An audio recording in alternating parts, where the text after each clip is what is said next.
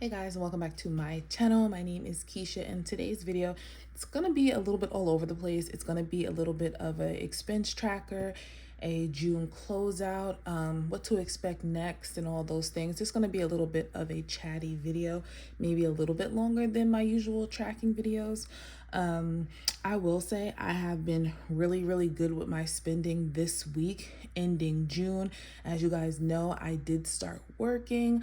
I have been at my job for 2 weeks already, which is crazy. Let me know down below if you guys want to see maybe the process of that. You guys know I am in banking. I've been in banking for 10 years. So if anybody is interested in banking, interested in the interview process, the interview questions, anything of that nature, the background, or how to get into banking, I do have videos on it. However, if you want anything updated, please let me know and I'll make one of those videos.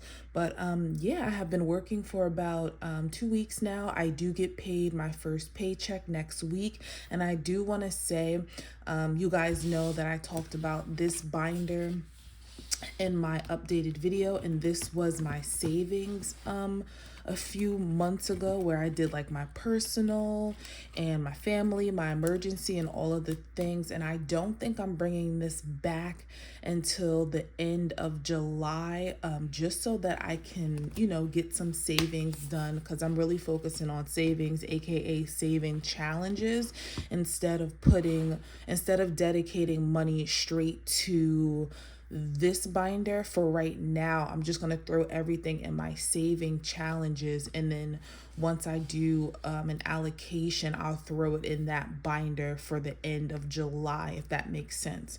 So I did start my saving challenges in June. However, I'm not going to do a closeout or reallocation, unstuffing, all that stuff on those until the end of July, because I literally just started. So let's get into this binder. Like I said, I've been pretty good with my expenses.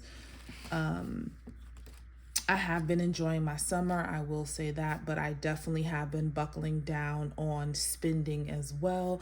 So rent has 300, and it's had 300 for a little bit. Food, you guys already know about that budget.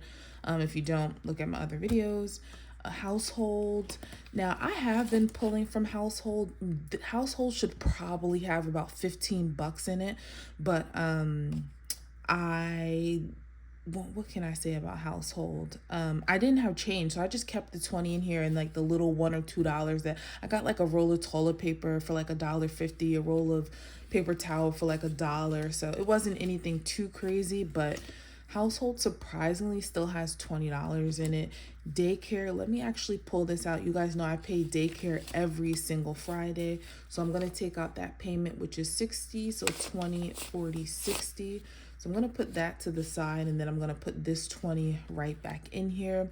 I've been trying to overstuff a little bit now that I'm working, and now that I have not a bigger budget. Well, yeah, basically back to a bigger budget, which is good. So yeah, daycare, and then cell phone. I'm not gonna lie to you, I think my cell phone bill is due. I have to look at that, but this is basically, I think I need to take $50 out of here. I'm not gonna do it in this video, but I think I need to go to the bank tomorrow, which is Saturday, and put 50 in there. But this has 20, 40, 65. So fix 65 in cell phone for right now. Electricity, which isn't due until July, but I want to say my electricity was 40 to 45, and that's exactly what that has in there. It was a little bit more going into the summer, or I should just say warmer days, not really summer, because summer just happened. And then miscellaneous, I literally just took out a 20 for today. So miscellaneous has $40. So that's really good to go into Friday, the weekend, with $40 to do whatever I want, whether me and my kids have takeout, we go to the park, we go to the arcade, whatever we want to do. I have 40 bucks, which is really good. let me see. And then, like I said, household as well has 20. So I'm doing really, really well. So I have $60 to really play with for the weekend. I don't think I'm doing much of anything, but like I said, if I wanted to, I'm happy to know that I don't need to be scrambling like, where am I going to get the money from? I have it in here, and that's always goal for me. So yeah, I'm super excited about that. I'm super excited to see what updates come into play with my new budget. I'm still trying to decide. You guys know I'm gonna start getting paid bi-weekly. So I don't know if I'm gonna be doing the expense tracker every week, if I'm gonna be budgeting every week, or if I'm gonna be doing a more of a bi-weekly type of cycle. I would just have to, play with it for probably a few weeks and see what works best for me.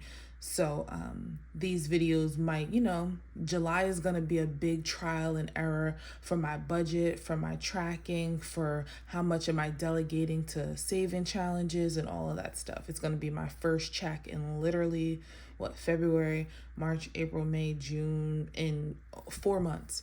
So that's what is going to be coming into play. But I am so excited.